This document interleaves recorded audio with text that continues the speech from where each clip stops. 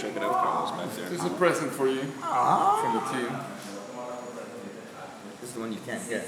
Oh, shit, not the Anejo. Yeah.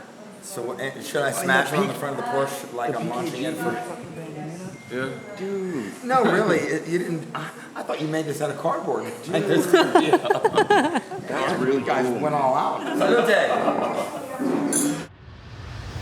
Life is hard, man. It's tough. And whoever invented tequila, they found a solution that we can all relax a little bit, let go, and enjoy life and feel joy, because that's what it's all about. Let go of your trouble and your differences, and life is short. It's a vapor. The song, it brings people joy. We're all one people. We're all one conscious, God is in us all. He's omnipresent, right? So that's because he's in us. And so we need to share that love and that joy, because that's what we all want.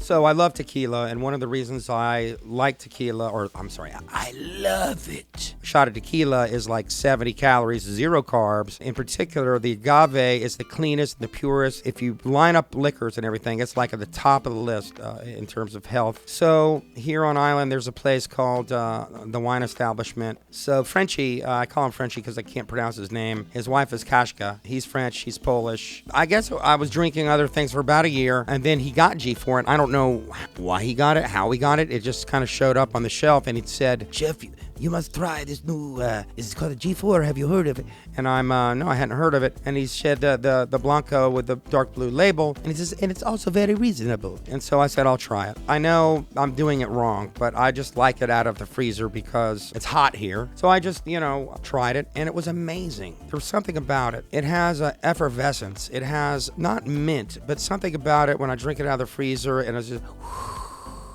And it's like, is this really tequila? It's light, but it has body. It's clear, tasteless, but it has taste. It's like drinking frozen air of the gods. It's the elixir of the gods. I don't know, there's something about it that's amazing, and I love it. I love it. G4, I mean, if you haven't had it, you should. Just do it. Do it.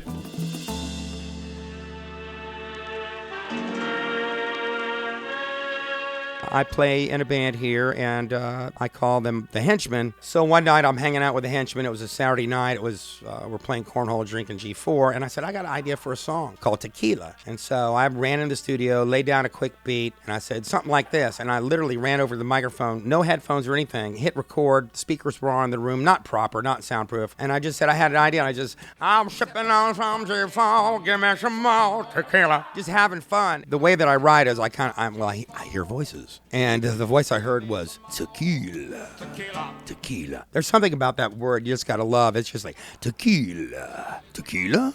Tequila. And it's just like, it's got this warm vibe. It's just kind of, yeah. It's a oh yeah. And it was one take. And I ran back to the computer. I said, this is what I'm going to do, guys. Something like this. I didn't know it was a keeper. I just threw it down. And I said, guys, I need 8 bars. Come up with some words. And they're like, okay, cool. What's a bar? Anyway, a couple hours later, I had, 20 takes of each of them just looping over that one simple beat that I made. The next morning, I got up enthusiastic. I had this great idea, and I came down in the studio at 8:30 in the morning, and at 10:30 at night, I called him up and said, come over, listen to this. I'm sipping on some G4. Give me some more tequila. The song, I was actually going to name it Tequila at first. It's just fun as shit to say. Tequila, tequila, tequila. And everybody knows it. You've heard that song.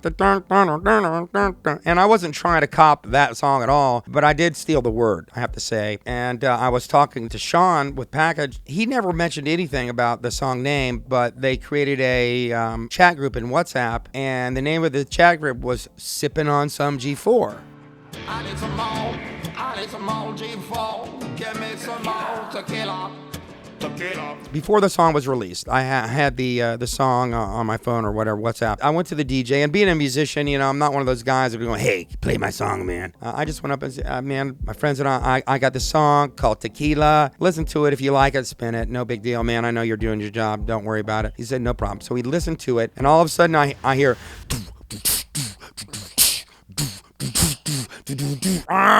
give me some more G4. And it was like, holy shit. Every time it would come around, they'd scream tequila. It's like they already knew the song.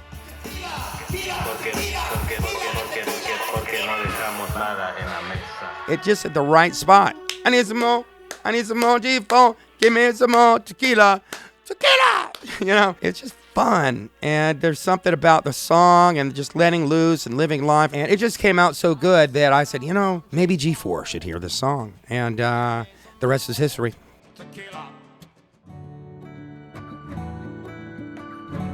So I did some research. I found out that they had a company called Packaged. I found Sean's name, and I sent him an email. And I was like, I'm Jeff Hodges. You probably never heard of me, but you know, I bragged a little bit. I said, recording studio of the song Wagon Wheel by Darius Rucker. So this is what I do. I got the song. I want you to hear it. Is there a studio near you that I could send it to so you could have a listening session? I wanted him to hear it on the bigs, you know, like bam. And Sean writes me back an email. Hey, man, it's okay, man. I've got a Sonos system. Just send it to me. A half an hour later, I get an email. I'm telling you, it's like 6 paragraphs explaining the song, breaking it down, describing it. You know how you have a paragraph, then you'll have one line that says, but that's not all. And he just goes, what's next? And I wrote him back. I said, can we get on a video call? So we got on a video call, and by the time I even connected, he'd listened to it 4 more times. He was just raving about it. This one just hits home. And so we came up with a simple agreement, and then it morphed into the whole office. And Sean's partner, Juan, they call him JP because he's just perfect. Perfecto. It's like, well, we should do a video of this. And then it started out, it was going to be kind of simple. I said, it would be really great to come down to Turks and Caicos and film it. And we got these, you know, the henchmen on it. And it started talking more about that. It started getting exciting. And so we started doing scouting and getting Connor involved and all the people that got involved. So it's amazing. It came out great.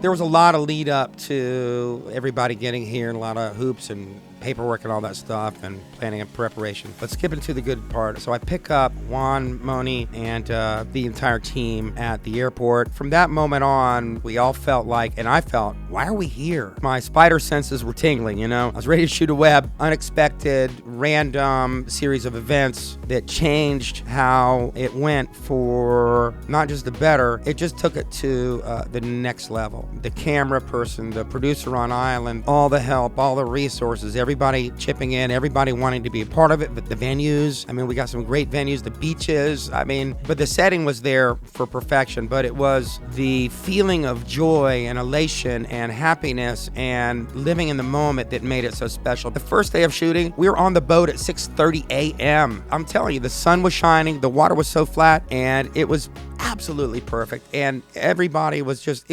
everything was so natural. You know, we had a tent with wardrobe and we had runners, you know, feeding water and tequila to people. We had camera people. We had side still photos being made. Juan was, you know, he wrote the script and he's the vision for the video, which is just beyond. When you see it, you're going to see what this guy can do. It's mind blowing. And then Connor on the camera, it was just, we got an Emmy winning guy here. There's a young lady named Camilla. She's a movie producer, very experienced, from the UK. She got involved just by chance, and it was what a wonderful surprise that was, because this woman is a powerhouse of just getting shit done.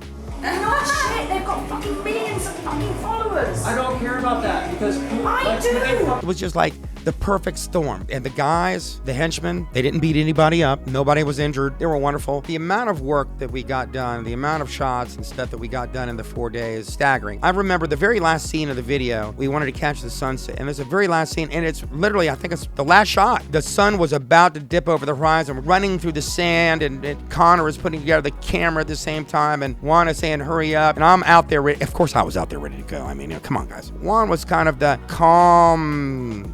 shit could be flying to pieces all around him, and he would just go, okay, what we need to do. And everybody's kind of leaning in. You know, him and G4 together, you could think about what you could accomplish, and I think we did. And the whole team, those guys were all, and Moni, she's cool as a cucumber, but you could see the intensity on her face. I see a little frustration sometimes. Anyway, it was magical from each location throughout the whole series of events. Everybody accepted us. The car scene with old Ford, the scene at Crackpot Kitchen and Chef Nick, everybody was just wonderful. I don't even know how it came out so good, except that amazing script and director and team, but mostly the really handsome lead guy. The lead lizard, the iguana is the star of the show. Time went by so fast. We were working 12, 14-hour days. We were all so tired. Thursday when we wrapped, we had a crazy party. And the next day, I just wanted to keep going. So it was magical, it really was. I know how it made everybody feel to be a part of this. For me personally, it's been my life's job to do this. And the fact that I got to do it, it was the most fulfilling recognition and admiration of something that I did in music in so many eyes. And it made me very proud of myself, not in a bad way. It made me feel special, and it made me feel worthy, and it made me feel humble. It made me happy. It brought others joy. And it's really the most awesome experience. You know, I would say that between my two kids getting born, this is number 3 for me.